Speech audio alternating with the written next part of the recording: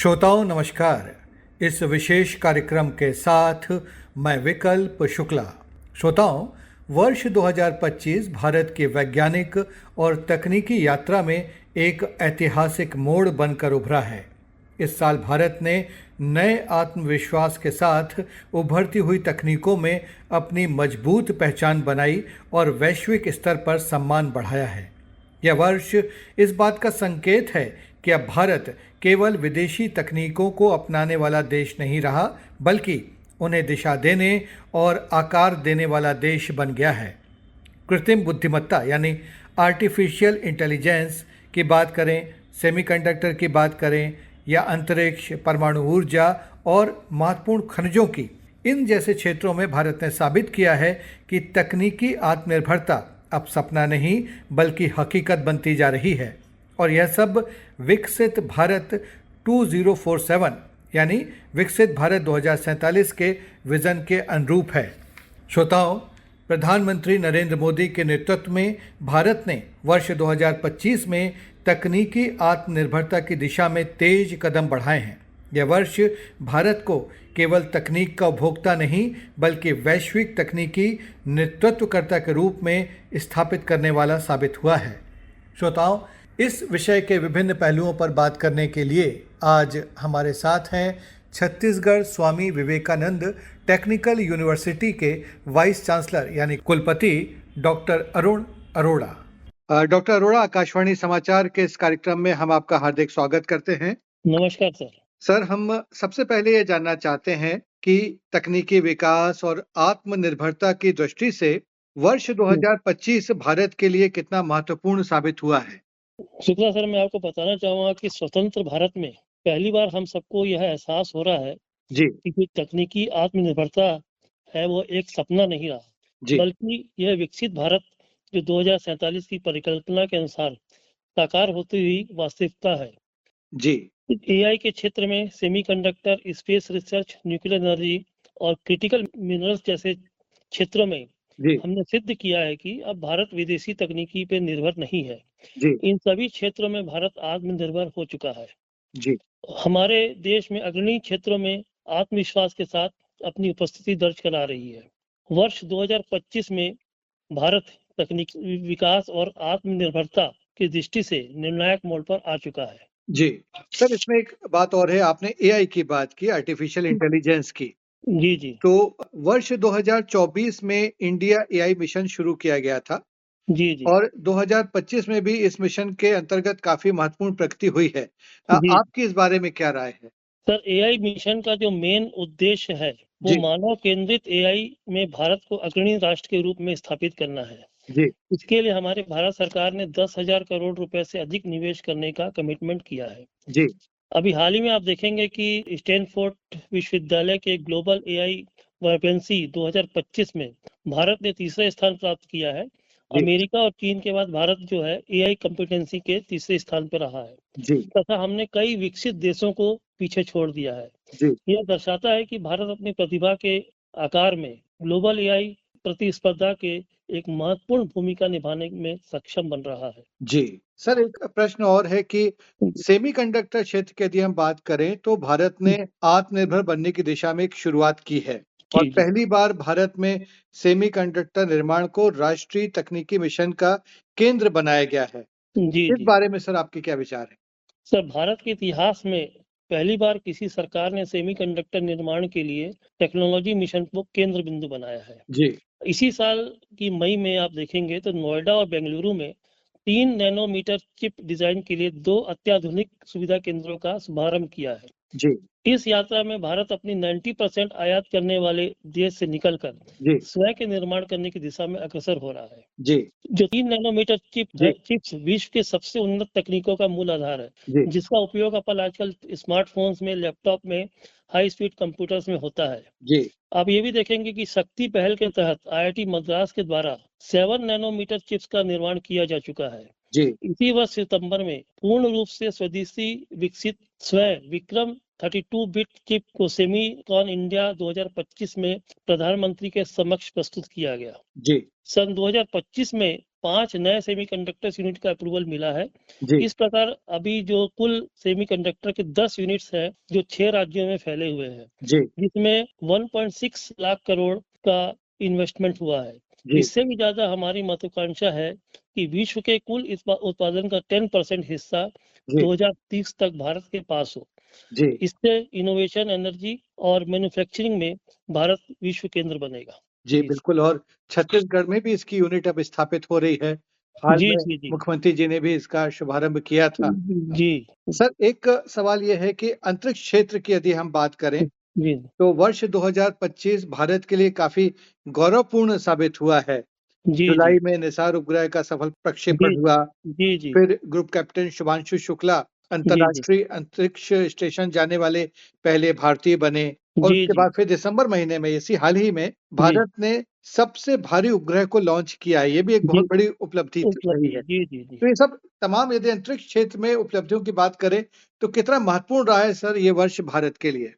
Sir, 2025 में जो राष्ट्रीय गौरव की एक पहचान बनी है, अपनी स्पेस टेक्नोलॉजी बनी है। जी आपने जैसा जिक्र किया कि इसी वर्ष दिसंबर-नवंबर में इसरो ने LV-M3 M5 रॉकेट के माध्यम से 4400 केजी वजनी का सैटेलाइट लॉन्च किया है, जी जो अपने आप में एक मील का पत्थर है। जी और आप जैसा जिक्र किए कि ग्रुप कैप्टन शुक्ला जी ने इंटरनेशनल स्पेस स्टेशन की यात्रा करने वाले पहले भारतीय बने। जी उन्होंने इंटरनेशनल स्पेस स्टेशन में लगभग 18 दिन व्यतीत किए जी और कुछ प्रयोग किए और इंटरनेशनल कोलैबोरेटिव रिसर्च भी किया है, जी जो अपने आप में हम देशवासियों के लिए गर्व की बात है। जी और आपने जैसा जिक्र किया है कि इसरो ने 30 जुलाई को जी एक निसार को सफलतापूर्वक लॉन्च किया है। जी ये दुनिया का सबसे advance earth observation radar satellite है। जी ये सब हमारे लिए काफी गर्व की बात है तथा ये दर्शाता है कि भारत ने स्पेस टेक्नोलॉजी में काफी तरक्की की है।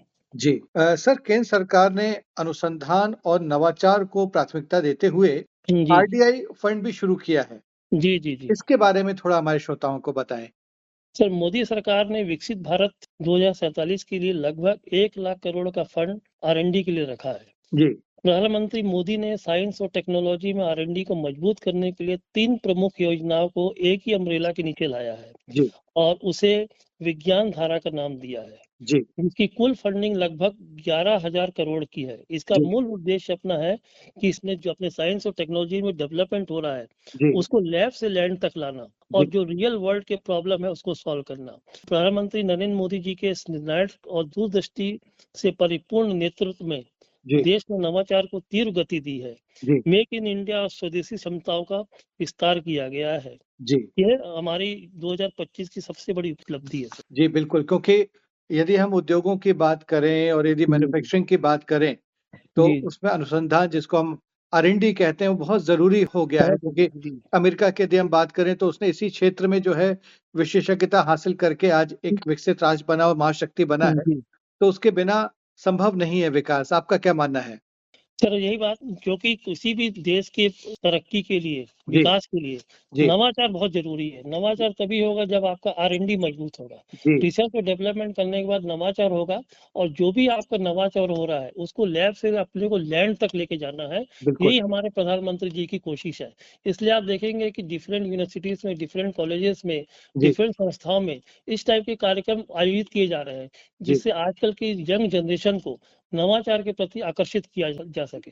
जी सर, जैसे आज के दौर की यदि हम बात करें जी तो चाहे इलेक्ट्रिक वाहन हो या इलेक्ट्रॉनिक उत्पाद हो, जी उनके लिए क्रिटिकल मिनरल, यानी जिसको हम महत्वपूर्ण खनिज कहते हैं, जी वो जी बेहद ज़रूरी होते हैं। जी जी तो इसे देखते हुए केंद्र सरकार ने वर्ष 2025 में राष्ट्रीय महत्वपूर्ण खनिज मिशन शुरू किया है। जी जी तो आत्मनिर्भर भारत के लिए इसे आप कितना महत्वपूर्ण मानते हैं, इस मिशन को?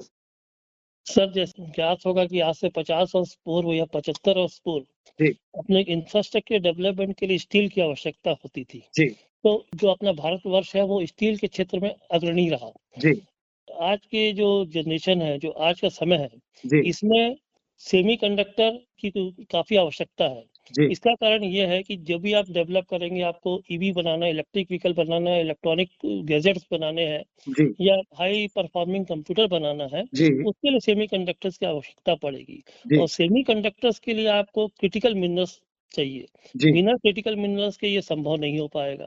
जी, तो इसके लिए अपनी मोदी सरकार ने 2025 में 16,300 करोड़ की लागत के साथ नेशनल क्रिटिकल मिनरल माइनिंग की शुरुआत की, जी, ताकि रेयर अर्थ की मांग से भारत को सुरक्षित किया जा सके। जी, और जीएसआई जो अपना जियोलॉजिकल सर्वे ऑफ इंडिया है, जी, उसने 2024-25 में देश भर में लगभग 195 मिनरल्स रिसर्च सेंटर प्रारंभ किए जी, और वर्तमान 25-26 में टोटल 227 है जो जी, विभिन्न परियोजनाओं में काम कर रहे हैं। जी, जी।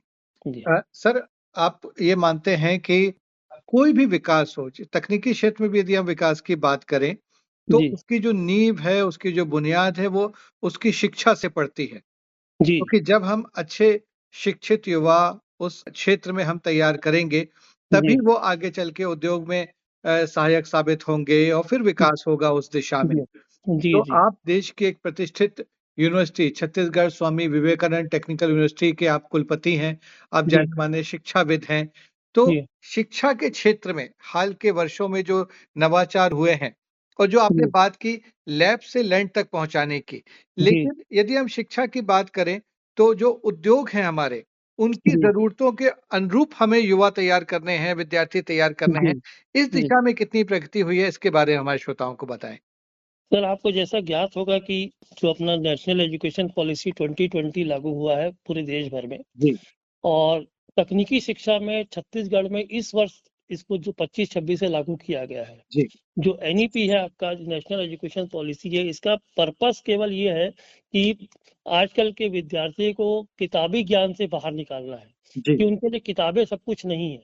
जी, उनके लिए जो भी हम सब लोग सब्जेक्ट डिसाइड कर रहे हैं, जो भी करिकुलम डिजाइन कर रहे हैं, वो करिकुलम में स्किल बेस्ड करिकुलम है।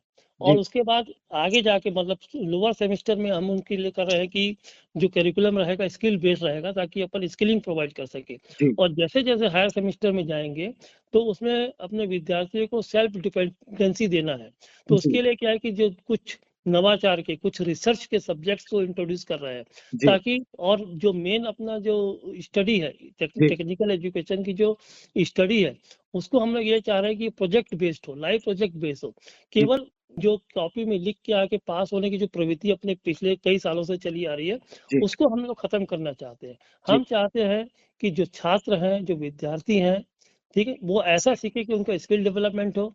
जी, स्किल डेवलपमेंट के साथ उनका उनके जो नवाचार की तरफ, इनोवेशन की तरफ हो जाए। और जी, आप देखेंगे कि जो अपने 2017 से इंडिया ने एक प्रोग्राम चालू किया है स्मार्ट इंडिया हैकाथॉन। जी, स्मार्ट इंडिया हैकाथॉन में ये है कि विभिन्न क्षेत्र के प्रॉब्लम एक समूह के विद्यार्थियों को दिए जाते हैं देश भर में। जी, जैसे कोई रेलवे कुछ प्रॉब्लम देता है, जी, ठीक है नहीं? कोई जी, दूसरा डिपार्टमेंट कुछ प्रॉब्लम देता है, उस प्रॉब्लम के सॉल्यूशन को वो विद्यार्थी बनाते हैं, तो जी, उनके बीच में कॉम्पिटिशन होता है। तो जी, उसके बाद उसको उसको फर्स्ट, सेकंड प्राइज़ दिया जाता है। तो जी, उससे देखा गया है कि कुछ विद्यार्थी अपना स्टार्टअप उससे चालू कर रहे हैं। जी, उससे एक इनोवेशन जो नवाचार की जो प्रेरणा बच्चों को मिल रही है, ये जी, काफ़ी अच्छा हो रहा है। जी। डॉक्टर अरोड़ा आपने बहुत महत्वपूर्ण जानकारी दी है और हुँ, तकनीकी विकास एक जटिल विषय होता है, जी, लेकिन बहुत ही आसान तरीके से आपने हमारे श्रोताओं को इसके विभिन्न पहलुओं के बारे में बताया। हम आकाशवाणी समाचार की ओर से आपका हार्दिक आभार व्यक्त करते हैं। धन्यवाद सर। तो श्रोताओं, इसी के साथ हमारा ये विशेष कार्यक्रम अब संपन्न होता है। अब हम आपसे विदा लेते हैं। नमस्कार।